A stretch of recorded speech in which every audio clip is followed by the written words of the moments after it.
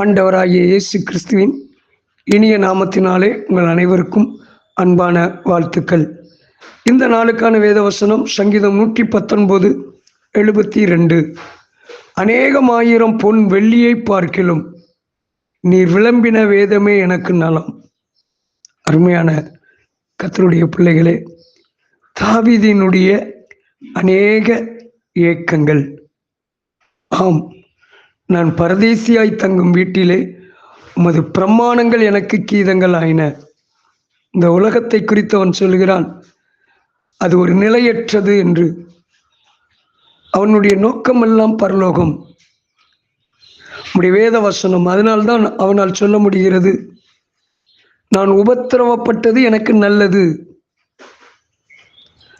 நான் உபத்திரவப்படுவதற்கு முன்பதாக வழி தப்பி நடந்தேன். பொண்ணுக்காக பொருளுக்காக அல்ல. அத்தனை உயர்ந்த பதவி, ராஜ சிம்மாசனத்தில் இருந்து கொண்டு அவன் சொல்லுகிறான், எனக்கு வேதம் முக்கியம். 1000 பொன்களும் பொருட்களும் இருப்பதை காட்டிலும் என் வேத வசனத்தின்படி நடப்பதே எனக்கு நலம். கர்த்தருடைய வார்த்தைக்கு அத்தனை முக்கியத்துவம் கொடுத்திருந்தான். ஆண்டவருடைய வார்த்தை, உலக பிரகாரமான வார்த்தையை புறக்கணித்தான். பவுல் சொல்கிறார் அல்லவோ, மோசம் போகாதிருங்கள், ஆகாத சம்பாஷணைகள் நல்லொழுக்கங்களை கெடுக்கும்.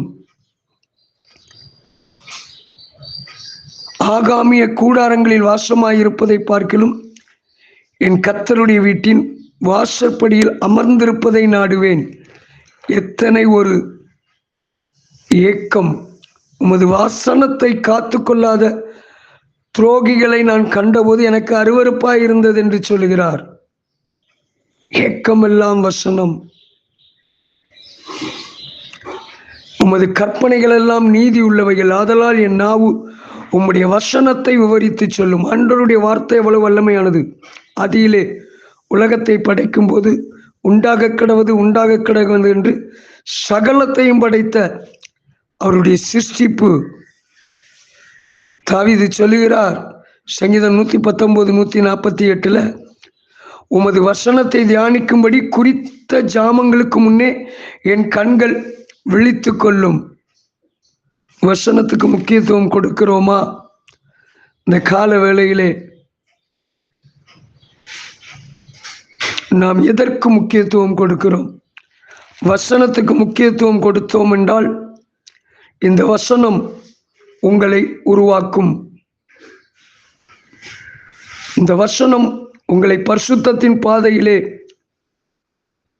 வழி நடத்தும். உம்முடைய வசனம் என் கால்களுக்கு தீபம், என் பாதைக்கு வெளிச்சம் என்று சொல்லி தாவீது சொல்கிறார். எனக்கோ தேவனை அண்டிக் கொண்டிருப்பதே நலம். நான் உமது கிரியைகளை எல்லாம் சொல்லி வரும்படி கர்த்தராகிய ஆண்டவர் மேல் என் நம்பிக்கையை வைத்திருக்கிறேன். அருமையான கர்த்தருடைய பிள்ளைகளே, வசனம் எனக்கும் உங்களுக்கும் ஜீவனை கொடுக்கும். வார்த்தையினால் நம்மை சுகமாக்குகிற கர்த்தர். தாவீது சங்கீதம் 55:17 சொல்கிறார், அந்தி சந்தி மத்தியான வேளைகளிலும் நான் தியானம் பண்ணி முறையிடுவேன். ஆண்டவருடைய வசனத்தை நான் தியானிப்பேன். அவர் வசனம் எனக்கு போதும். அங்கே சங்கீதம் 1:2 சொல்லப்பட்டிருக்கிறது, கர்த்தருடைய வேதத்தில் பிரியமாயிருந்து இரவும் பகலும் அவருடைய வேதத்தில் தியானமாயிருக்கிற மனுஷன் பாக்கியவான். வாழ்க்கை எப்படி ஆசீர்வதிக்கப்படும்? நீர்க்கால்கள் ஓரமாய் நடப்பட்டு தன் காலத்தில் தன் கனியை தந்து இலையுதிராதிருக்கிற மரத்தை போல் இருப்பான். அவன் செய்வதெல்லாம் வாய்க்கும். கர்த்தருடைய வேதத்தில் இரவும் பகலும். ஆம், இந்த கால வேளையிலே வார்த்தைக்கு நாம் எவ்வளவு முக்கியத்துவம் கொடுக்கிறோம். யோபுவினுடைய வாழ்க்கையில் யோபுவினுடைய நண்பர்கள் வாழ்க்கை யோபுவை இருதயத்தை பிளந்தது. தேவனுடைய வார்த்தை அவனோடு பேசின பின்பு ஒரு நம்பிக்கை பிறந்தது. இந்த காலவேளையிலே நமக்கும் நம்பிக்கை பிறக்கும் வண்ணமாய் தேவ வார்த்தையில் அமர்ந்திருப்போம். வார்த்தையின் சத்தத்துக்கு செவி கொடுப்போம். ஜெபிப்போம். அன்பின் தகப்பனே, உம்முடைய வார்த்தை எங்களை உருவாக்கட்டும். உலக மனிதர்களால் இருதயம் நொறுக்கப்பட்ட நிலையில் காணப்படுகிற எங்கள் இருதயம் உம்முடைய வார்த்தையினால் கட்டப்படுவதாக. உம்முடைய வார்த்தை எங்கள் காயங்களை ஆற்றுவதாக. இயேசுவின் மூலம் வேண்டிக் கொள்கிறோம் பரமபிதாவே. God bless you. Amen.